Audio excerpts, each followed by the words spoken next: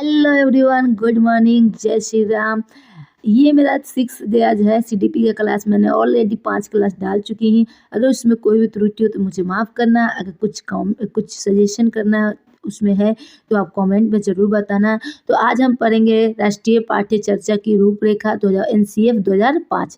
राष्ट्रीय पाठ्य चर्चा की रूपरेखा 2005 एक ऐसी दस्तावेज है जिसमें ऐसे विषय पर चर्चा की गई है जिसमें बालकों को क्या पढ़ाना है और कैसे पढ़ाना है, इस पे एनसीएफ 2005 की पर चर्चा की गई है। तो राष्ट्रीय पाठ्य चर्चा जो एनसीएफ है उसकी मार्गदर्शी सिद्धांत के बारे में पढ़ेंगे। ज्ञान को स्कूल से बाहरी जीवन में जोड़ा जाए, मतलब जो भी ज्ञान दे, जैसे आप फल के बारे में पढ़ा रहे हैं तो फल यानी बाहरी वो जो फल खाता है उससे जोड़ दिए। अगर कुत्ता की बात करते हैं तो कुत्ते से जोड़ दीजिए। कुछ भी चीज़ पढ़ा रहे हैं उसको बाहरी ज्ञान से जरूर जोड़ना है। पढ़ाई के रटन प्रणाली से मुक्त किया जाए। पहले रोड सिस्टम था, मतलब रट्टा मारा जाता था, लेकिन अब उस पर जोर देना ही नहीं है, बस समझाना है, जोर नहीं देना।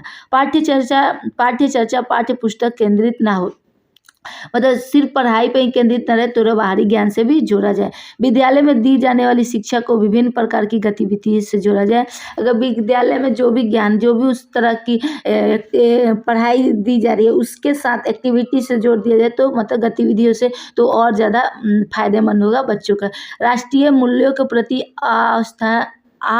आस्थाना विद्यार्थियों की तैयारी किए जाए। राष्ट्रीय पाठ्य चर्चा की रूपरेखा 2005 के प्रमुख सुझाव। बालक सक्रिय यानी चाइल्ड एक्टिव कब होंगे? वह स्वयं जाने की सीखे और नई चीज़ों को आजमाए, जैसे तोड़ मोड़ कर गलतियाँ करे, स्वयं सुधारे। मतलब एनईपी अभी की जो भी सरकारी स्कूल में एनईपी के बहुत सारे सिस्टम है, जो भी एजुकेशन की बहुत सारे मटेरियल दिए गए हैं जिसमें बच्चे तोड़ ममोड़ कर सीखे, कुछ भी बनाए, आकृति कुछ भी, तो वो उससे करे और खुद बनाए, खुद करे। पजल हो गया, ये सब। सीखना सक्रियता एवं सामाजिक गतिविधि है। सीखना जो सक्रिय और सामाजिक गतिविधियाँ है। सीखने में यांत्रिकता बार बार नहीं होनी चाहिए। सीखने का डर और अनुशासन की जगह आनंद एवं संतोष से जुड़ा जाए। बालक को स्कूल, घर, समुदाय आदि सब जगह महत्वपूर्ण माना जाता है, इसे जिसकी भाषा संस्कृति को सम्मान दिया जाए। प्राथमिक स्तर पर पाठ्य चर्चा के सभी गतिविधियों और भाषा के गणित महत्वपूर्ण स्थान माना गया है।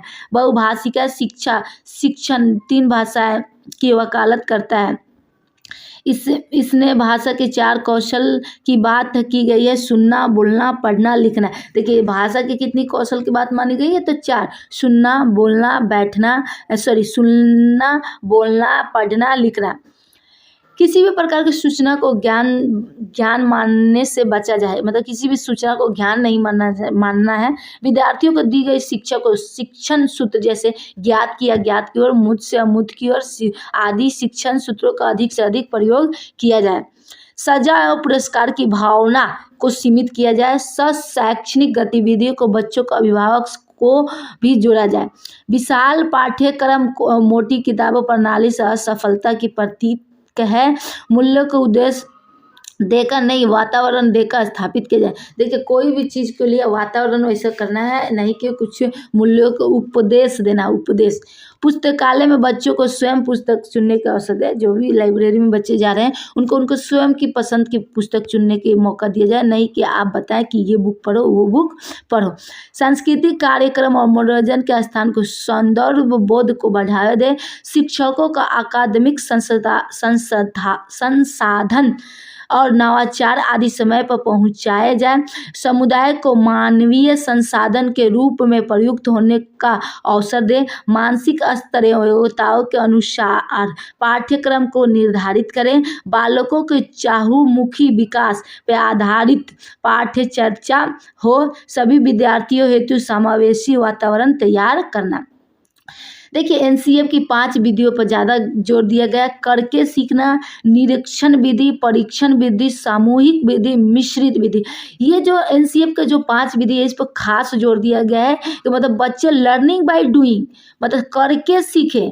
और निरीक्षण, inspection method, the test method, collective law, सामूहिक विधि, मिक्सित मेथड, ठीक है। अब देखेंगे एनसीएफ 2005 में शिक्षक के प्रति दृष्टिकोण शिक्षक ज्ञान का स्रोत नहीं बल्कि एक ऐसी सुगम करता है जो सूचनाओं के अर्थ बोध बदलने की प्रक्रिया में विविध उपायों द्वारा बच्चों हेतु सहायक हो। अब एनईपी 2020 पढ़ेंगे। एनईपी 2020 एनईपी का निर्माण जून 2017 में इसरो के पूर्व चीफ डॉक्टर के कस्तूरी रंजन की अध्यक्षता में सीमित गठन किया गया। इस समिति ने मई 2019 में एनईपी का मसौदा तैयार किया। पहले देखें एनईपी क्या है। एनईपी का फुल फॉर्म है नेशनल एजुकेशन पॉलिसी 2020। इसका मतलब कौन अध्यक्षता की, तो डॉक्टर के कस्तूरी रंजन, वो कौन थे, इसरो के पूर्व चीफ थे। ठीक है। अब नेशनल एजुकेशन पॉलिसी 2020 वर्ष 1968 के और वर्ष 1986 के बाद स्वतंत्र भारत की तीसरी शिक्षा नीति होगी। एनईपी 2020 के तहत केंद्र और राज्य सरकार के सहयोग से शिक्षा क्षेत्र पे जीडीपी के 6% हिस्से के बराबर निवेश का लक्ष्य रखा गया। कैबिनेट द्वारा एमएचआरडी का नाम बदलकर एजुकेशन मिनिस्ट्री करने की मंजूरी दी गई। वर्ष 2030 तक अध्यापन की न्यूनतम डिग्री योग्यता 4 वर्ष एकीकृत बीएड डिग्री होना अनिवार्य किया जाएगा। देखिए इसमें अब तो लागू हो ही गया है कि अब जो हैगा 2024 के बाद जो बीएड का डिग्री होगा पहले 2 वर्ष की होती थी लेकिन अब 4 वर्ष की कर दी गई है। ये एनईपी 2020 में भी लिखा गया है। नई शिक्षा नीति के तहत एमफिल को समाप्त कर दिया गया है। स्कूल एजुकेशन यह नीति वर्तमान के 10+2 वाली स्कूलों व्यवस्था में 3 से 18 वर्ष के सभी बच्चों के लिए पाठ्यचर्या और शिक्षण शास्त्रीय आधार पे 5+3+3 की नई व्यवस्था करने की बात कही गई है। तो क्वेश्चन ये आता है कि एनईपी के अनुसार शिक्षण शास्त्रीय आधार का चर्चा क्या है, तो आप कहेंगे 5+533+4 यानी 5-3-3-3-4 5-3-3-4 ये क्वेश्चन आती है। अब ये देख सकते हैं यहाँ है कैसे कैसे जो 3 वर्ष के नीचे के रहेंगे बच्चे 3 से 6 वो कितना 2 वर्ष के जो रहेंगे वो कौन कौन क्लास रहेगा, तो वो रहेगा 1 से 2 और 3 वर्ष के जो क्लास रहेंगे वो रहेंगे 3 to 5। तो ये इस तरह ये दी गई है। अब हम पढ़ेंगे इस नीति का आधार और सिद्धांत। देखिए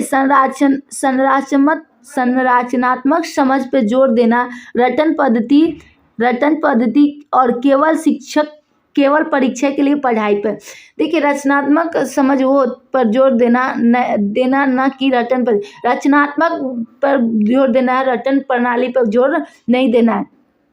बहुभाषिकता और विविधता के प्रोत्साहन देना क्योंकि बहुभाषिता होने पर उच्च संज्ञानात्मक लाभ होते हैं। शिक्षण के सतत मूल्यांकन पर जोर देना, ना कि साल के अंत में होने वाली परीक्षा के केंद्र में रहकर। शिक्षण की मूल्यांकन का उद्देश्य बच्चों के सीखने की प्रक्रिया में मदद करना भी है।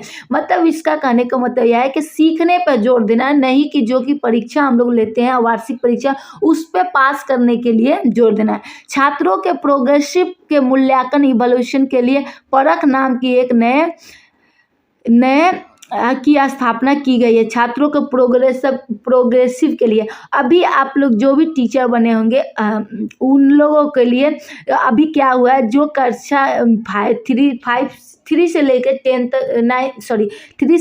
तक जहाँ तक मेरे को पता है 10 तक भी है कि मिशन दक्ष की व्यवस्था की गई है, जिसमें कमज़ोर विद्यार्थी को अलग से जो भी गवर्नमेंट टीचर वो उनको उसी स्कूल में पढ़ाएंगे। बच्चों के शिक्षा के माध्यम से कम क्लास 5 या 8 तक या उससे आगे घर की भाषा, मातृभाषा, स्थानीय भाषा होगी। देखिए बच्चे का जो क्लास होगा 5 से लेके 8 तक उस बच्चे का उसका जो भाषा है, अपना भाषा है, मातृभाषा, उसी में पढ़ाने के लिए बोला जा रहा है। राज्य विशेष रूप से भारत को अलग अलग राज्य में 3 लैंग्वेज फार्मूला अपनाए, लेकिन इस फार्मूला लचीलापन रखा जाएगा। त्रिभाषा सूत्र के अंतर्गत एक विकल्प के रूप में दूसरी भारतीय भाषा के संस्कृत का अध्ययन किया जाएगा। इसमें 3 लैंग्वेज की बात की गई है। राष्ट्रीय शिक्षा नीति 2020 के अनुसार भारत सरकार की एक भारत श्रेष्ठ भारत पहल इस बात पर जोर देती है कि विद्यार्थी अधिकांश रूप से प्रमुख भारतीय भाषाओं को उल्लेखित एकता के बारे में जानेंगे। कक्षा 6 के लिए कक्षा 6 के लिए एक अतिरिक्त भाषा के रूप में शास्त्रीय भाषा क्लासिकल लैंग्वेज जैसे तमिल, तेलुगु, कन्नड़ा, मलयालम, उड़ीसा, पाली, फारसी आदि का अध्ययन करेंगे। माध्यमिक स्तर पर एक अतिरिक्त विकल्प के रूप में विदेशी भाषा जैसे कोरियन, जापानी, थाई, फ्रेंच, जर्मनी, स्पेनिश, पुर्तगाली और रूसी का अध्ययन करेंगे। NEP 2020 यह सीखना भी कैसे सीखना है और मानकीकरण से लचीलापन की बदलाव का प्रस्ताव रखती है। हर बच्चे के विशिष्ट क्षमता और रचनात्मक तार्किक सोच, नवाचार और समालोचनात्मक चिंतन की पहचान करना, उनके समग्र विकास के लिए प्रयत्न करना। समावेशी शिक्षक सभी के लिए अधिगम।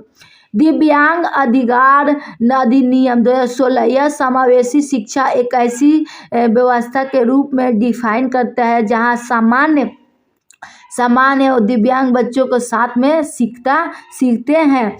NEP 2020 के अकॉर्डिंग दिव्यांग बच्चों के उपयुक्त इमारती ढांचा, उपयुक्त तकलीफ सुविधा के प्रत्येक स्टूडेंट के लिए शिक्षा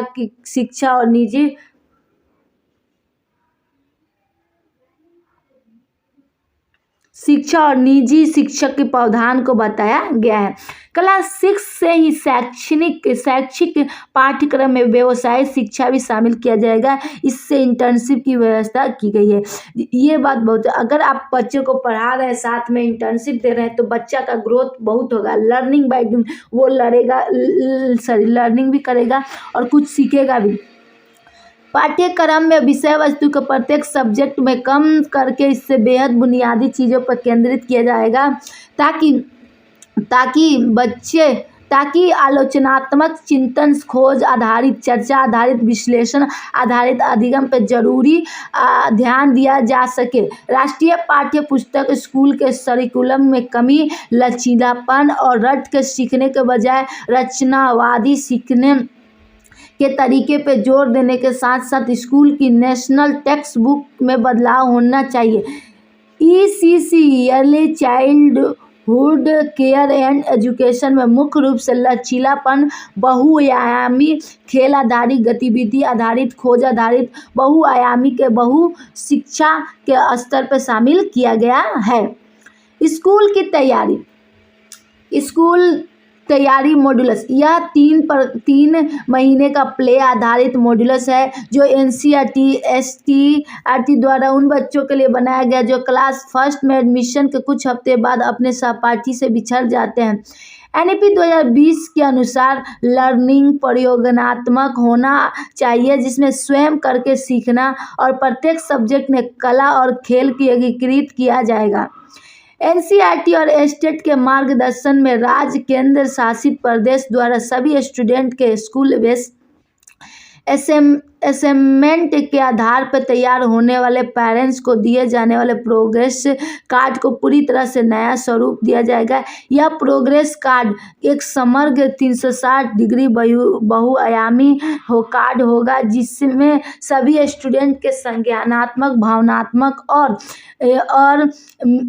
और में विकास की बारीकी से किए गए विश्लेषण का विवरण स्टूडेंट के विशेषता को समेत दिया जाएगा।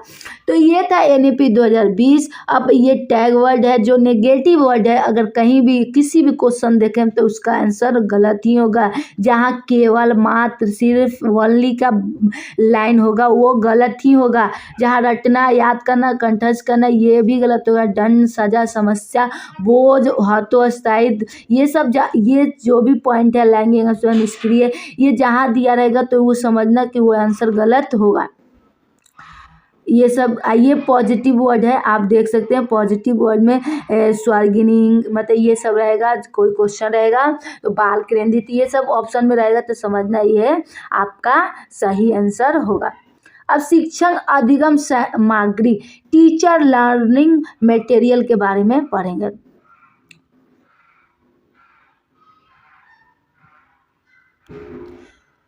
शिक्षण प्रक्रिया को सरल, रोचनात्मक, आकर्षक बनाने के लिए जिन साधनों या माध्यमों का प्रयोग किया जाता है उसे शिक्षक अधिगम सहायक सामग्री कहते हैं। इनसे प्रभावशाली, रुचिकर एवं अस्थायी अधिगम होता है। इनसे कठिन एवं भूतकाल की घटनाओं का आसानी से स्पष्ट किया जा सकता है। इनसे समय की बचत होती है। शिक्षण अधिगम सामग्री के प्रकार TLM जो मैंने बताया, इंद्रियों के आधार पर 3 प्रकार की सामग्री होती है। स्वर्ग सहायक सामग्री, ऑडियो लर्निंग मटेरियल। इस प्रकार की सामग्री से बच्चे सुनकर ज्ञान अर्जित करते हैं। उदाहरण के लिए रेडियो, टेप रिकॉर्डर, बहुत सारी आजकल तो बहुत सारी चली है। दूसरा दृश्य मतलब देख के, जैसे श्यामपट्ट,